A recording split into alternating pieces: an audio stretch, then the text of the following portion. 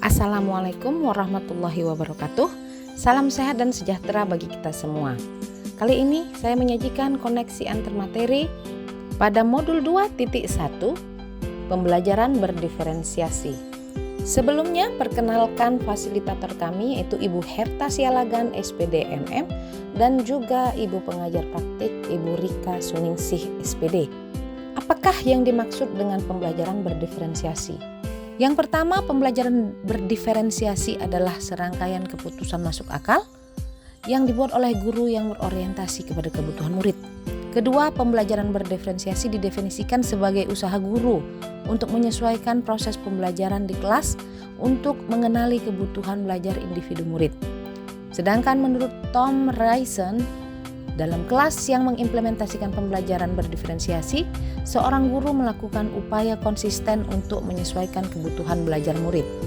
Pembelajaran berdiferensiasi dapat dilakukan di kelas dengan cara: yang pertama, menetapkan tujuan pembelajaran. Kedua, menganalisa kebutuhan belajar murid dengan asesmen diagnostik berdasarkan 3 aspek: kesiapan belajar murid, minat murid, dan profil belajar murid. Ketiga, menganalisa penetapan 3 strategi diferensiasi konten, proses, dan produk.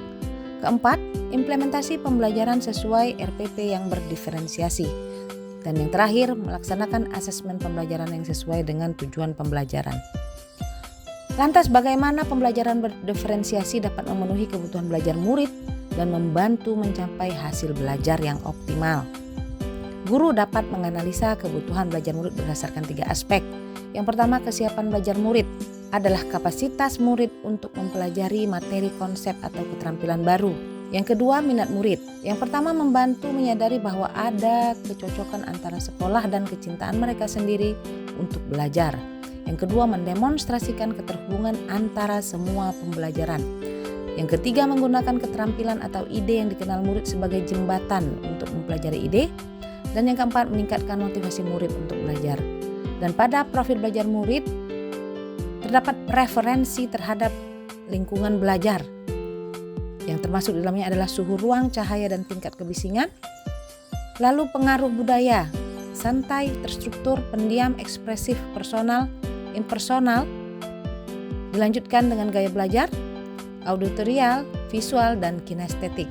Dan kecerdasan yang majemuk, interpersonal, intrapersonal, verbal, linguistik, naturalis, logik, matematik, dan lain-lain. Bagaimana pembelajaran berdiferensiasi dapat memenuhi kebutuhan belajar murid dan membantu mencapai hasil belajar yang optimal? Guru dapat menerapkan 3 strategi diferensiasi dengan tepat. Yang pertama, dalam diferensiasi konten, guru memvariasikan sumber bahan ajar, yaitu teks, video, poster, trip atau gambar, dan bentuk rekaman, presentasi, atau PowerPoint, dan lain-lain. Dalam diferensiasi proses, guru memvariasikan metode pembelajaran, bisa dengan flipped classroom atau discovery learning, project based learning, problem based learning, hybrid learning, dan lain-lain, serta dengan menggunakan model pembelajaran seperti model diskusi, ceramah, role playing, dan lain-lain. Dalam diferensiasi produk, guru memodifikasi tagihan produk yang dihasilkan murid sesuai minatnya, bisa saja berupa infografis, video, laporan tulis, presentasi, vlog, dan lain-lain. Bagaimana Anda melihat kaitan antara materi dalam modul ini dengan modul sebelumnya? Kaitan antara pembelajaran berdiferensiasi dengan modul 1.1 Filosofi Ki Hajar Dewantara, yaitu di mana Ki Hajar Dewantara telah menyampaikan bahwa maksud dari pendidikan adalah menuntun segala kodrat yang ada pada anak-anak agar mereka dapat mencapai keselamatan dan kebahagiaan setinggi-tingginya sebagai manusia maupun sebagai anggota masyarakat. Saya menyadari setiap murid di kelas saya adalah individu yang unik, dan ini seharusnya menjadi dasar dari praktek pembelajaran yang saya lakukan di kelas dan di sekolah serta menjadi kerangka acuan saat mengevaluasi praktik pembelajaran. Maka sebagai pendidik menjadi tugas kita untuk melayani murid-murid dengan segala keberagaman tersebut serta menyediakan lingkungan dan pengalaman belajar yang terbaik bagi mereka. Salah satunya, metode yang digunakan adalah penyelenggaraan pembelajaran yang berdiferensiasi. Kaitan antara pembelajaran berdiferensiasi dengan modul 1.2 nilai dan peran guru penggerak. Sebagai guru penggerak harus menanamkan nilai-nilai yaitu berpihak kepada murid, mandiri, reflektif, kolaboratif, dan inovatif, dan melaksanakan peranan sebagai guru penggerak Untuk menjadi pemimpin dalam pembelajaran, menjadi coach bagi guru lain, mendorong kolaborasi, mengumpulkan kepemimpinan murid, serta menggerakkan komunitas praktisi, yaitu merancang pembelajaran yang berdiferensiasi dan menjawab semua kebutuhan belajar murid.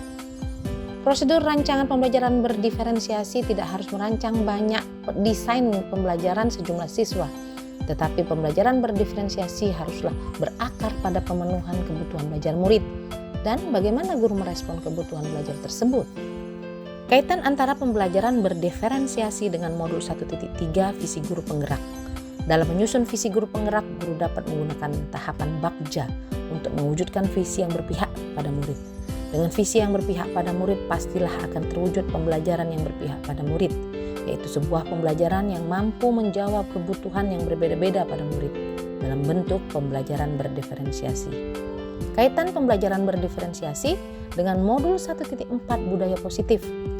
Dengan menerapkan pembelajaran berdiferensiasi di sekolah dan di kelas akan membantu terwujudnya budaya positif, di mana posisi guru sebagai posisi kontrol seorang manajer. Suasana di sekolah dan kelas akan membantu murid untuk merasa dihargai dan memiliki keterkaitan antara dirinya dengan guru dan teman di kelasnya, sehingga murid merasa dirinya menjadi bagian dari kelas dan sekolah.